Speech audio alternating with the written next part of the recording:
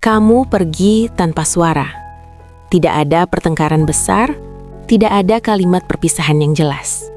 Kamu hanya menjauh, perlahan, seolah aku akan mengerti sendiri, tanpa perlu kamu jelaskan apapun.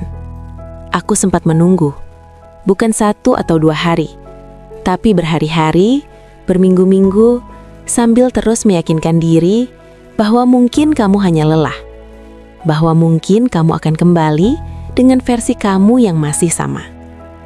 Tapi waktu mengajarkanku satu hal, yang benar-benar ingin bertahan tidak akan membuat kita menebak-nebak.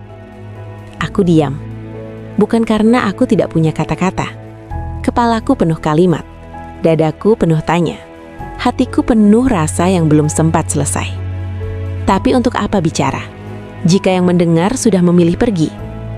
Aku diam karena aku sadar, memaksa seseorang bertahan hanya akan melukai diriku sendiri. Kamu mungkin tidak tahu, setiap malam aku masih membuka percakapan lama, membaca ulang pesan-pesan sederhana yang dulu terasa begitu berarti. Bukan karena aku ingin kembali, tapi karena aku belum benar-benar siap kehilangan versi kamu yang dulu membuatku merasa cukup. Yang paling sakit, bukan saat kamu pergi, tapi saat aku menyadari bahwa selama ini aku berjuang sendirian. Aku bertahan, sementara kamu sudah lama melepaskan.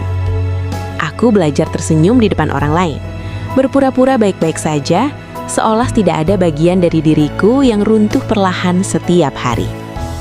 Aku tetap bangun pagi, tetap menjalani hari, padahal ada satu ruang kosong yang tidak pernah benar-benar terisi lagi. Aku tidak membencimu. Aku hanya kecewa karena aku pernah begitu yakin bahwa kamu adalah rumah. Nyatanya, aku hanya tempat singgah saat kamu butuh, dan ditinggalkan saat kamu merasa cukup. Kamu pergi, dan aku belajar diam. Belajar menerima bahwa tidak semua yang kita perjuangkan akan memilih kita kembali. Belajar mengikhlaskan tanpa harus mendapat penjelasan. Jika suatu hari kamu kembali, aku mungkin masih mengingatmu. Tapi aku tidak lagi menunggu. Karena aku akhirnya mengerti, mencintai diri sendiri juga berarti berani melepaskan orang yang tidak lagi memilih kita. Dan di titik ini, aku tidak menangis. Aku tidak berteriak. Aku hanya diam. Diam yang pelan-pelan menyembuhkan, diam yang akhirnya menguatkan. Kamu pergi. Aku diam. Dan untuk pertama kalinya, aku memilih diriku sendiri. Bagian paling sakit ada di menit terakhir.